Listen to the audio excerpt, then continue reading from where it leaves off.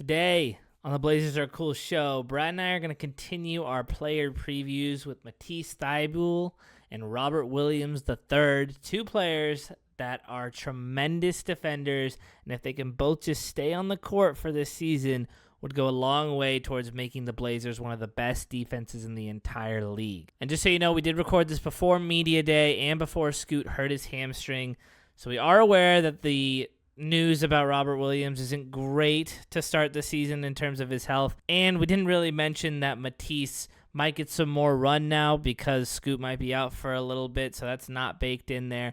But you can extrapolate a little bit for yourself what his minutes might look like without Scoot on the court to start the season, unfortunately. So hit a like for us if you enjoy the video. Hit a subscribe if you're new here. We're getting ever so close to 1,000 subscribers, inching our way there. And let's talk about Matisse Thybulle and Robert Williams.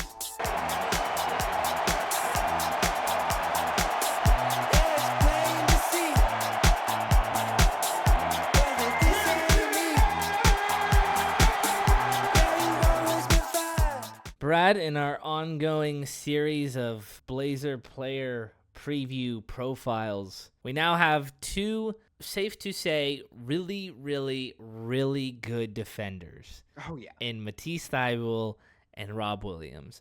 The problem... Was Rob Will ever All-NBA? Second team All-Defense? I don't think so.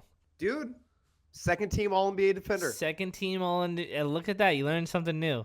Guess who the second guard was on the 2022 All-Defensive Drew? team?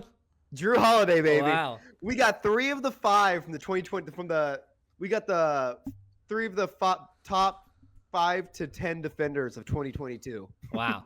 We just need to get Draymond and Bam. Yeah, we'll be good to go. We'll have the team. I think that what that says is that these guys both bring tremendous value if we can just get them back to normal. Yes. And normal shouldn't be so hard. But with, I think, both of these guys now it is. And Matisse's injury was a little different. So we'll get to Rob Will.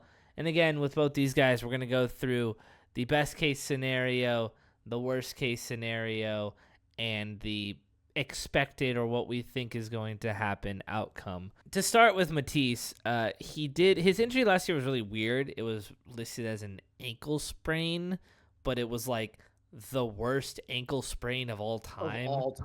He was basically always going to be out for a long time, but he came in at the end of last year, played in 15 games, so really small sample size. He shot awesome from 3. He shot 43.8% on 3.2 attempts per game, which is obviously a small sample size, a counting total of, 48 threes, but he made 21 of them. That's been kind of the case with Matisse his whole career, is like, can he put it together offensively? And if that is even close to sticking, then the answer is yes, and Matisse will be a very heavily used player next year. Now, is that going to stick? I don't know, because it hasn't really in his career. He's a career 34% three-point shooter. He's kind of been nasty ever since he joined the team, though. Yeah, he shot 38% in the 22 games after we traded for him in the Josh Hart trade. It was 34.6% in 65 games in 2024. Which is the biggest sample size. But 34% is not that bad. I mean, outside of us, I mean, he was never shooting 34% except for his rookie year, which he really shined in his rookie year. He's seen as this like no 3-and-D guy, but he's never been that bad of a 3-point shooter. He was like, his sophomore and third year in the NBA, but outside of that, like in Portland, he's been fine to honestly at times really good. He wasn't bad as a rookie. He just kind of had like a kind of rough patch as he had a very long sophomore slump. I think I'll say that. I'm going to come out and say it quickly, though, that I think Matisse has a real chance and potential to be an All-NBA defender again this year. I think he's going to have a big role in this team, especially if we judge it by last year. I mean, as long as he's been on this team, he's gotten minutes. He played 28 minutes his first year, 23, and then 21 the 15 minutes he played before. I know some people are going to be thinking, like, you need more minutes than that to make an All-NBA team. But, he made it second team All-NBA defender in 2021 when he played 20 minutes a game. He made it again in 2022 when he played 25 minutes a game. Like, I think the situation where Matisse plays best as a defender because when he first came to us, our defense was miles better when he was on the court. Like when we had Dame, when we had the worst defense in the NBA, but it wasn't like the type you watch. It wasn't like the type of impact that you expected because he's the kind of guy who I think is so much better in an already good defense because he is just a deflection. He's one of the most original NBA defenders ever. The way he plays behind guys, to the side of guys, he's like legitimately like mildly like a defensive genius and a type of defender that the NBA's never really seen before. I think like a free safety is a good way Yes. of describing that I've heard. Yeah. And I think that works better in an already good defense. And it works, I think, best in Chauncey Billups' scheme, which is very zone heavy. Matisse is like maybe the best zone defender ever. And that sounds insane, but like I think there'd be a lot of coaches who would agree with you on that. He's like I think he's as good of a zone defender that the modern NBA has seen. I can't imagine a better fit than this current team with him, where everyone is doing all like the more traditional defense, and he just gets to play free safety and terrorize the opposing offense. A Matisse, Drew Holiday, Rob Will, Tumani. We have 4 All-NBA defenders on this team now. Like, there is no reason. And that doesn't even include Klingon. Klingon, who's going to be a future All-NBA defender, I can promise you that. It could even be this year. We'll talk about that in the other video. But I have a lot of hope for Matisse. I think if he stays healthy, he's going to have a serious argument as an All-NBA defender. And he's going to get 20 minutes a game. I think his shooting is for real because since he joined the team, I've never thought he shot all that poorly. So I just did the quick math science over here. And he with us in about 350 attempts, he has shot 36.8% from 3. There we go, which dude. is so fine for Matisse Thybulle. Yeah, like, that perfectly fine. That keeps him on the court for sure. So yeah, 43.8%, like he did in the small sample size last year. He won't shoot that, but if he shoots 37%, which is just about what he shot in his time here, that is at the very least a really good role player. And yes. I think a lot of times you talk about like Tumani is a for sure 20-25 minute per game guy on a championship winning team. Matisse Thybulle is for sure a 20-25 minute per game guy, great defense off the bench on a playoff team. Absolutely. And that's what we become if he can be that. So absolutely. So and we talked about this with Chris Murray, where like I hate being like if he shoots threes and making that all about him. I do think with Matisse, and even more so than like with Chris Murray, like I think that is such a big part of his offense because he really doesn't have much else. No. There's no offensive creation. I don't think he's really a great cutter. No. I think he can be a connective passer because I think he's agree. smart enough. So I think he can move the ball. But where the offense really starts and stops with him is from 3. It's 4.2 field goals attempted per career and 2.5 are threes. So he's shooting more threes than he is twos. So that's why his 3-point percentage is so key for him, because that's basically most of all of what he's providing, especially for putting the ball in the hoop. Yeah, you can tell when certain guys are on the court how bad they are offensively. And that's what I kind of expected when he came here, a guy who's going to be amazing on defense, and you're going to watch him on offense. You're going to, you can like sometimes physically cringe watching certain guys. And that's what he was at the very end of his time in Philadelphia. That's why they were okay getting rid of him. But I have never seen that with the Blazers. Of course he's never been like a guy who's drastically improved the offense, but I've never been like, oh God, like Matisse is in. Like the offense is like, we're basically playing 5-on-4 right now. I've never gotten that feeling with him. And I don't expect that we will, because he always looks confident. Yeah. Like, I think, like I said, he's had like a couple of years of a slump he's also a guy who I think is a guy who couldn't make a layup in high school. He learned how to make layups in high school. But you look at his college years, 37%. He's a UW guy? Shout out the Dogs, baby. Oh my God, dude. How did I not remember that? He was disgusting. a man. He took us to the tournament. He was awesome. Of course. Yeah. Whoa. This is weird for me now because I remember him. Yeah. Yeah, of course. You guys were like had an unbelievable zone D. Yeah. It was like nationally renowned, and he was like the king of it. Yeah. Yeah, we Same did. thing We about ran the that. 2-3 defense for way longer than we should, and that's He like probably. I think Matisse Thybulle is probably a great. That's actually a great point. A great credit to Mike Hopkins' extended career because Matisse Thybulle made the 2-3 zone look good, and then we kept running it for years after, and it looked terrible. Well, who did he coach under? Jim Boeheim in Syracuse. Jim Boeheim. That makes Orange. sense. Shout out to my brother and Jeremy Grant. Jim Boeheim is, he's the 2-3 Yeah, he's a 2-3. zone Yeah. guy. So for Matisse, like you sort of outlined, I think the best case is he makes another all defensive second team because I think it's very realistic to expect that a player's best case scenario is something he did 3 years ago, especially when it's the ages of 26 to 29 or like 25 to 20. How old is he? I don't know. He's 28. He's 28. So Still young. He should be in his prime. I think it's very, very reasonable to expect someone who's 28 to do something that they did when they were 25 and have as their best case scenario for a season. So I don't think it's out of the realm of possibility at all that he makes another all defensive team. Can I throw out a lineup out there that just gets me hyped? Yeah. Drew Holiday, Matisse Thybulle, Tumani, Denny, Klingon. Wow.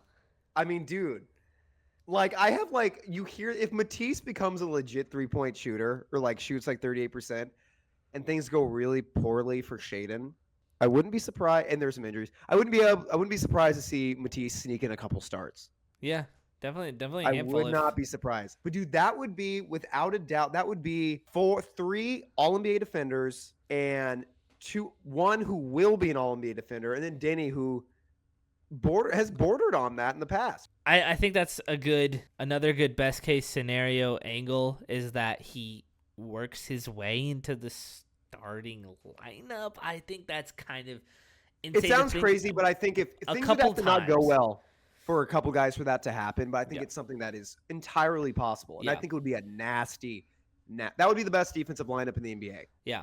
I can say that pretty confidently. Right. I think his worst case scenario is really not that bad because his defense is going to be good. And it's just like he could shoot 30% from 3, but I think he's still going to get trotted out there every time. 100%. This is the kind of team where the worst case scenario for him is he's still a valuable part of the team. Yeah. They couldn't have that just with the way the 76ers were built, they needed him to do that.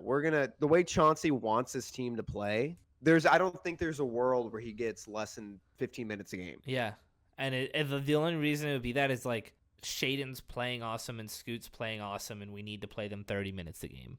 Sure. Right? It's like I don't see guys below him surpassing him. I don't really see Rupert surpassing him. I don't see Chris Murray surpassing him. I just see it as like, damn, we need all this offensive production that Shaden is bringing. So we got to play Shaden more, and we got to tone Matisse down a little bit and use him a little bit more as like a specialty utility player. I think that's like the only way it gets bad for him. But again, I think the ceiling is extremely high, and I think he's super motivated. I have a lot of belief in him. I think he's super motivated this year. It is a contract year for him. He really likes Portland, so I think he really wants to just fit in wherever will work for him. Well, he's talked about the team. He's like absurdly excited to be on this kind of team. He said like something along the lines of, "I've been waiting my whole life to play for a team like this." With the addition of Drew, with Donovan moving into a starting role, with yourself, like, what do you feel like the defensive potential for this team is? Massive. Even just like playing games in your mind about what kind of lineups we can put out there. It's pretty fun. Like we have a few all defensive players and then guys who are right on the cusp. Like we could put together some pretty ridiculous as far as just our size and defensive prowess lineups. So, I mean, as a player I'm pretty excited about it all. So I think he's ready to he's gonna fit like a glove. And if I'm predicting what I think is going to happen, I think he's going to play about 20 to 22 minutes a night. Agreed. He's gonna shoot about 36% from 3. I'll be even a little cautious there. I mean, because I don't think he's going to get the most open looks because our offense is going to be a hard watch at times. I do think. So we'll call it 36% from three, but that's still That sounds fine. about right. Average, 5 points, a steal a game, and just be a havoc wrecker on defense and really, really make some bench guys look bad on a lot of nights. Yep.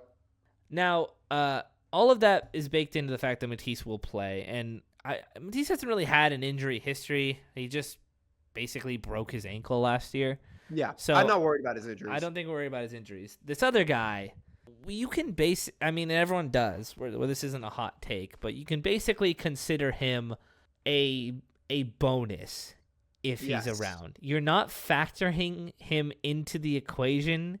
He's a supreme, and I truly mean supreme bonus if he plays 50 games this year. How many ended up playing last year?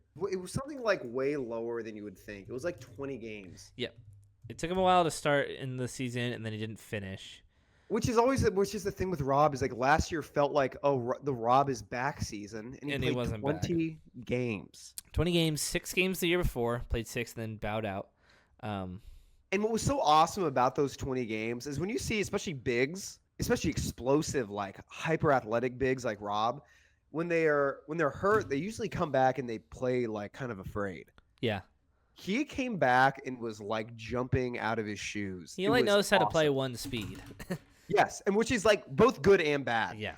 Because like the good is I don't think he's ever going to change his style, but he was so unbelievably good last year when he played. Every advanced metric said he was like a top 3 defender in the NBA. He was unreal. When he was in the game, we immediately became an awesome defensive team. He was that much of a difference maker. Offensively, he's great. He sets great screens. He's a great roller.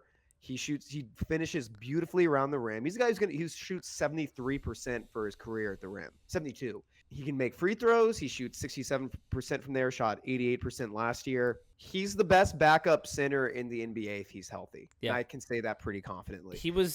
Yeah. He's very instrumental in a title team. He's one of two guys we have that were instrumental in the Celtics or finals runs, I guess I should say. Yeah. Rob He didn't never win the got the title. win, Yeah, but yeah. He was in the finals. Yeah. But when the Celtics made it that year in 2022. So he's like a huge contributor to winning when he's on the basketball court. People also talk all the time about how he's extremely vocal when he's out on the court. He's basically like a linebacker. We use Matisse as the free safety. He's a linebacker guiding people where to go, kind of roaming freely and like being basically a backup line of defense to the rim. I have this like fantasy in my head of like Klingon and Rob Will playing together and no one ever being able to make a layup at all times. Oh, yeah. Like it's just I'm a big fan of the 2 center lineup. the theory I have for Rob Will of what I think I would like is Klingon to be an every night starter and play 28 minutes a game every single night. Maybe more to start the season, and against better teams, we play Rob Will as the backup and we keep Young on the bench. And then in games against bottom half of the league teams, we rest Rob to keep him healthy and to give Young those minutes. And so I think Love it. those pairing those two as they're both backup centers on different nights in different ways, I think would be perfect. Robo's only played more than 50 games twice in his career, and that was 52 in 61 games. So it's pretty reasonable to not expect him to go more than half of the season. So, like, if there's a game plan in place to only play in 41 games, let's play him against the good teams and try and knock out some wins there, and let's, play Hansen against the worst teams. I think that would be a perfect strategy to go with. And if we can get him to the playoffs, or the play-in, whatever you want to say our expectations are, I think that would be awesome. I think him with Klingon for 48 minutes is maybe the best 48 minutes of defensive Rim protection in the NBA. Yeah. I think Rob at his best this next season would still be the best big on this team. And I am a huge Klingon fan. You know that. Yeah. And maybe Klingon, well, actually, I also think there's a very good chance Klingon is the best big next year on this team. But as of right now, like no matter what, but as of right now, I think a fully healthy Rob Will is a center that can start and has started on championship teams. I think he's a top 5 defender in the NBA. Honestly, at his best, he was the second best big defender in the NBA. He was second team all NBA defense at the center position. He's at his best, the best big on this team. Worst case scenario, the opposite of that, I think there is a real chance he never plays another game for us because he played 20 last season. He played 6 the season before that. Played 35 the season before that. I felt this last year too. I was like, there's a good chance we never see Rob actually play again. And then his big comeback season, or not comeback, his big return to us where he finally played. He only played 20 games. He couldn't play back-to-backs, and then he had another knee injury. The kind of knee injury that he got was worrisome. It was just like his left knee was inflamed. You know what I mean? And then that was only supposed to be a 4 to 6 timeline thing, but he missed most of the season just for little things here and there. I don't think it's realistic to say there's such thing as a fully healthy Rob Will, which sucks. Mm-hmm. And I say because we haven't seen it. He's only getting older. I know he has some sort of like degenerative artery disease in his legs, which contributes in some way to his injuries. Yeah, that sounds bad. He'll be 28 by the yeah, it does. He'll be 20. Degenerative artery disease in my legs. Yeah, I know. Yeah, but he's gonna be 28 in a couple weeks. I think it's more realistic than not to say that he plays less than 20 games. But absolute best case scenario, he has kind of like a Bill Walton with the Celtics type of thing. Yeah, where Walton was able to have like one season where he was relatively healthy. He was 6th man of the year in a top 5 defensive big in the NBA with the Celtics when they won the championship. It's a great comparison. I think he could have. I'm not saying we're going to win a championship, but you never know. But it's going to be that similar impact where it's like a former injured big who is an amazing 6th man, even if he can't play every single game. Like when he does, is humongously impactful and kind of has that one sort of miracle season because Walton's season was kind of miraculous. He retired. He was 6th man of the year and then retired like a year later. Hopefully I'm wrong and Rob can, have like a really cool late career resurgence health-wise, which, it's, treatments for things are only getting better. They're not getting worse. But it's such a wild best case, worst case, realistic call for us to make because we don't know how he is healthy right now. I think I'm expecting very little. And that's a personal choice so that we can only be pleasantly surprised, right? I think I'm expecting it to go like last year where he'll like pop in for about 20 games during one half of the season and then something will happen and it'll be sad, but it's just, like it just is what it is. And I'm sorry. Yeah. And it's like, I'm sure he's more torn up about it than me, unfortunately, but I do. Yeah. I laughed because you said it's going to be sad so earnestly. It's going to be sad. Right? It's going to be sad, and we're going to be like, I'm sorry, Rob. Yeah. We want you out there. So, yeah, I guess I'm choosing to expect that, but I'm, rooting harder for him than, like, maybe anyone else on this team. Like, it'd just be unbelievable if he, like you said, just got to go out on a good foot at least. I think he's probably so frustrated with all this that, like, I just wanted to, not even as much for the team, but just to see him get a chance with us and for this, belief in him to work out, I think would be really cool to see. So I'll say this best case scenario, he's a 6th man of the year contender. Yeah. Without a doubt. He's that good. Totally. I think even best case, hopefully Klingon will improve. I have huge hopes for Klingon. Best case, I think Klingon still will be probably better than him, but best case, I think Rob's a 6th man of the year candidate. Yeah. I mean, at the end of the day, at least he'll be able there to coach 2, our latest draft picks who were both centers, right? So he's still providing value in some regard. He's a great guy. So we have the best defense of 2022 by a mile. Yeah, it's not even close. Well, thank you guys for listening. We will keep these player updates going. We'll be wearing different clothes next time as well. Yeah. So you'll get to see a new wardrobe change out of us. But we appreciate you guys listening to these. We're getting really excited for the season. It's coming up really soon. Hit a like for us if you're excited as well. Hit a subscribe if you can. We're inching towards 1,000 subscribers. I don't think we'll get there by the beginning of the season, but You never know. when the Matisse Rob Will video pops off for 1.5 million views, maybe we When will. fans are going crazy. What are for our these guys? Blake Wesley commentary. Yeah. Yeah. We appreciate you guys. The Blazers are cool, and we'll see you next time.